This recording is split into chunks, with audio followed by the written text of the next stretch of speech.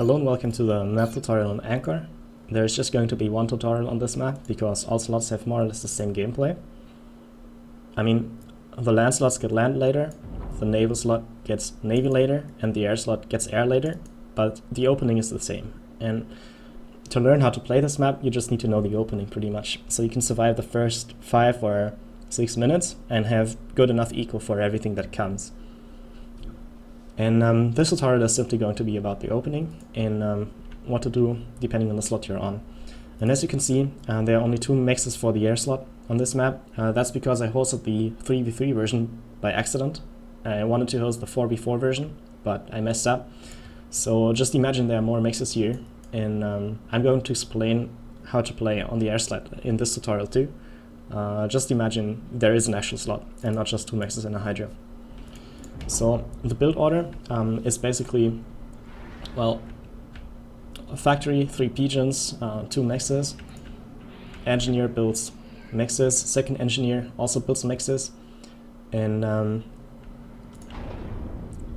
the next engineer is going to assist the ACU, and after the ACU has built its 2 mixes, it keeps building power generators, like basically 10 to 12 power generators total, because this is basically a variation of the build order you have learned on Seraphim Glaciers and the generic build order for beginners video. And this is the second air transport first, right? And how many pigeons you want to build depends on how many engineers you're going to use to assist this factory. And I usually go for 11 or 12 rather than 10, but like it kind of depends on how much engineering assistance your ACU is going to get when it's assisting the factory building the transport. After 3 engineers, I'm building tank and a scout to guard this engineer, because this one is going to grab some reclaim in the center, and using that to light assault would be tragic. I mean, it sometimes still happens, or there's like a tank killing your tank. Stuff like that cannot always be prevented, but having some of this reclaim is usually nice. So guarding this is not such a bad idea usually. And yeah, what are we going to do with the transport? Well, that depends on which slot you play on. If you're on this slot, you drop the transport over here, right? You want to have this hill. And there's a max here and mass here. There's a max here and mass here. And there are 2 maxes here and mass here, right? And that's what we're going to use the transport for. And if you're on the air slot, you want to build the transport as well. And you want to get these 2 maxes and this one.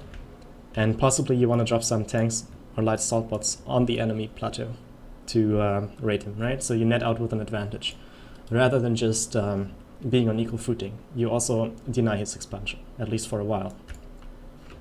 And if you're on the navy slot, you are simply going to drop this island and get the mast here and the mast here, and you build the mixes on this island as the hydro, right? And a factory there, maybe some anti-air, PD, like tanks from your factory, whatever, right?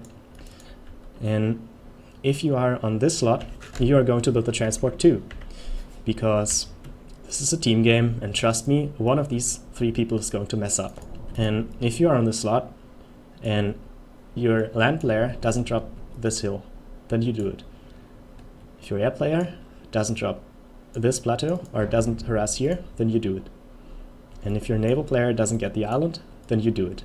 So technically, if everything went perfectly, you would probably go for a more land-heavy opening, probably like triple land, something like that. But since this is a team game, and there's always going to be at least one guy who's messing up or who doesn't know the map, you're going to help out. And you're going to grab whatever expansion one of your teammates doesn't grab, and that's going to help you with the eco. Okay, so we are loading the transport now, and there are 4 engineers on the transport, and 2 tanks are going in, right? And immediately after the transport is loaded, all remaining engineers start spamming power. And I'm going to have like 5 or 6 engineers spamming power in this game. Also taking some mixes because I'm getting tree reclaim and I can afford it right now. But one of these mixes will have to be paused after a while. Oh yeah, and it's this reclaim, of course, right? That also helps taking the mixes early. Why the massive power spam? Well, basically the same idea as on Seraphim Glaciers. There's going to be a lot of mass coming in soon, and we want to put that into mass extractor upgrades and factories producing units. And that only works if you have a lot of power, since every mass extractor upgrade costs 60 power per second. And I guess you kind of have to balance how many engineers you put on power spam and how many engineers you put on factories, right? But at the very beginning, after the transport just leaves the base and your ACU goes for this expansion, it is fine to have all engineers on power spam and get the factories later. Since your ACU on this slot is going to add some firepower to this location, and you already have tanks that are going to be dropped here.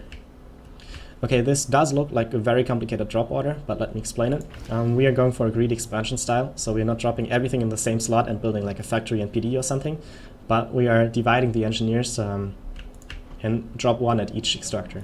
So the first engineer goes here, and it's going to build this mass spot, and it's going to grab this reclaim, right? Yeah, you can see queuing up some manual reclaim now. And these two engineers are going to grab, well, reclaim again and extractors. And you can see the economy is very dependent on this reclaim. We have been stalling like minus 70 mass, and that's because of all the engineers building power, right? Or maybe it was just minus 30, whatever. But getting this extra reclaim from everywhere at the same time is going to help, and we can take basically all our T1 mixes in the base.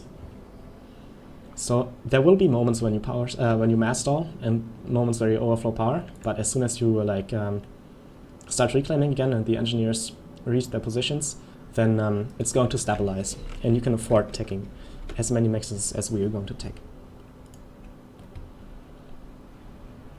So here are the 5 engineers, 6 engineers making power now, and you can see there's always like a tiny bit of mass in the start thanks to reclaim.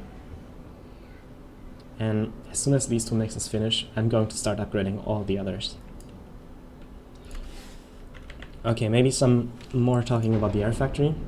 Building 3 interceptors, 1 scout, standard ratio to guard this plateau. So not only the air player is supposed to get air on this map, everybody pretty much goes second air transport first, and the factory is later used for interceptors, scouts, and bombers.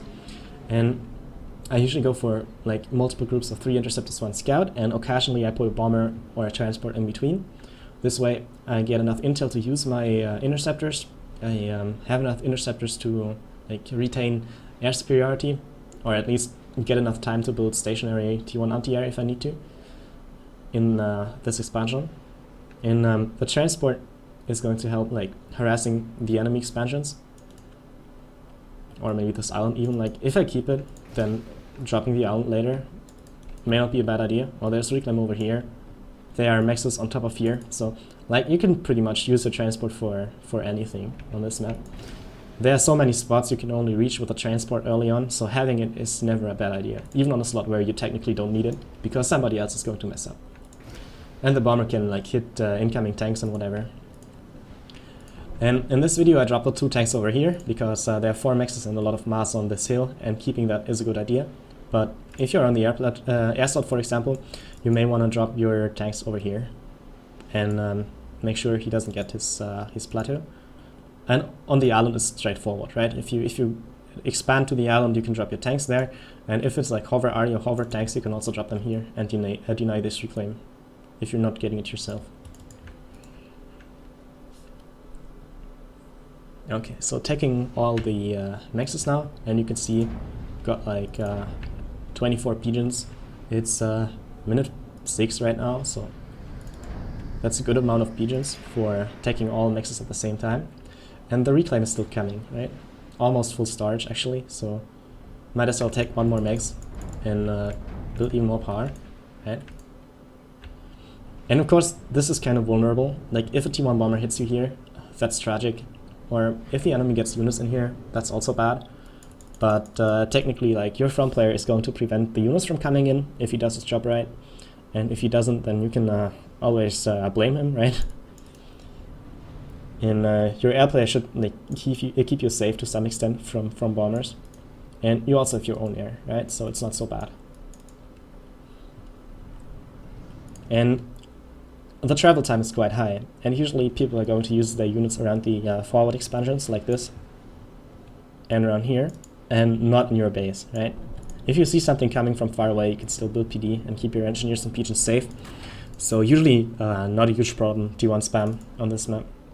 By the time enemy ACUs arrive to like actually hold the positions they're keeping, you can the airplane can T2 snipe them or something. So yeah.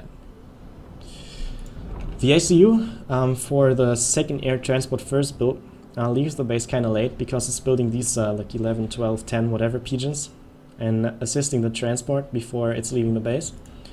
And that's why it's usually not a good idea to send it right here, because if your opponent doesn't use second air transport first, but some rather land-heavy opening, or puts it into bombers instead of engineers and fighters, then your ACU is going to be in a bad spot, because like claiming this expansion too early and then leave, like being forced to leave it, can sometimes even get your ACU killed, because like 5 Aurora and enemy ACU is enough to kill your ACU, or like 10 whatever T1 tanks and the ACU are going to be enough to kill your ACU. So I'd say it's better to first build some factories and later claim this position with your ACU. And if the enemy already has it, you can like get some T1 RD to kill his PDs, and maybe he's upgrading, then the RD can hit his upgrading ACU, and maybe you want to upgrade, and that's why you have these factories. And you can grab the ACU upgrade with engineering assistance. As soon as your like massing structures finish, you have enough power overflow to get like gun or like a heavily assisted T2, for example.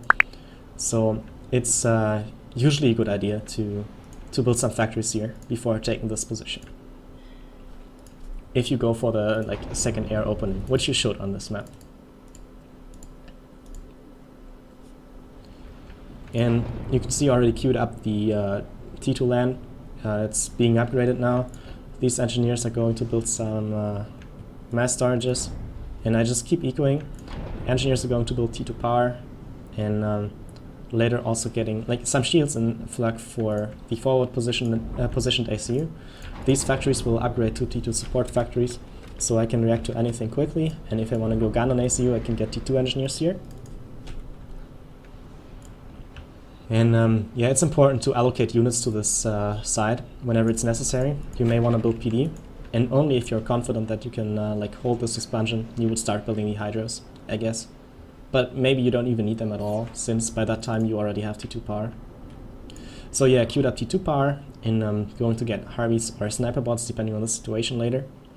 And you can see this is quite straightforward gameplay, and all of that ecoing is made possible by the second air transport first, that is grabbing all the mass and the mixes. And as I said, you can apply this exact build order to all the slots.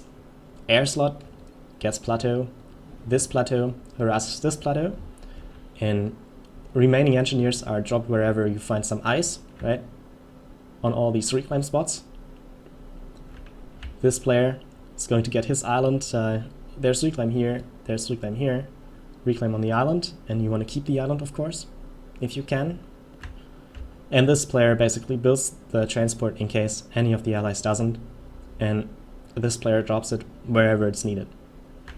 And that's it, right? The rest of the map is pretty much standard open team game land gameplay, so usually tech is better than spam.